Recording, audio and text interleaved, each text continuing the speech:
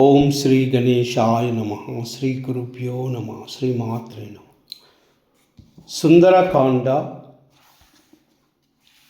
షష్ఠ సర్గ, సిక్స్త్ సర్గ.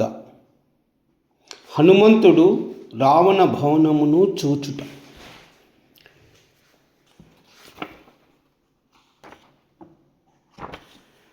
సనికామం విమానేషు విషన్న కామరూపధృత్ విచచార పునః లంకాం లాఘవేన సమన్వితః అససాధత లక్ష్మీవాన్ రాక్షసేంద్ర నివేశనం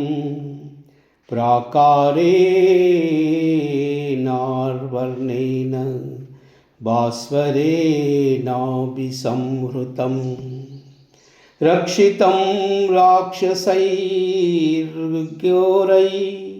సింహైరివ మహాధ్వనం సమీక్షమాణో భవనం చకాశే కపికుంజరః రూప్యకోపహితైశ్చిత్రైః తరణో హనుభూషితై విచిత్రాభిశ్చ కక్షాభిర్ద్వారైశ్చ రుచిరైర్వృతం గజాస్థితైర్మహామాత్రైః శూరైశ్చ విగతశ్రమై ఉపస్థితమనసంహార్యై హయైస్యంధనయాయిభిః సింహావ్యాఘ్రతనూర్త్రాణైః దాంతకాంచనరాజతైః ఘోషవద్భిర్విచిత్రైశ్చ సదా విచరితం రథైః బహురత్నసమాకీర్ణం పరార్త్యాసన భాజనం మహారథసమావాసం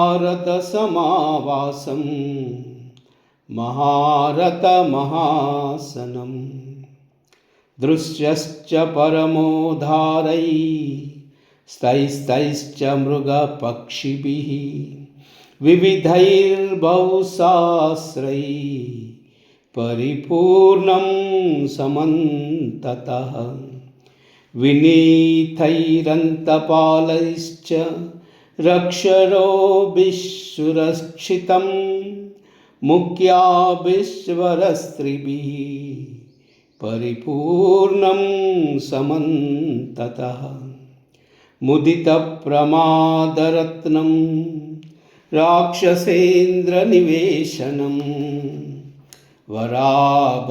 వరాభరణసంహ్రాदैः సముద్రస్వన విస్వనం తదాజ్రగుణసంపన్నం ముఖ్యఛగారుచందనైః మహాజనైః సమాకీర్ణం సింహైరివ మహాధ్వనం భేరిమృగందాభిరుతం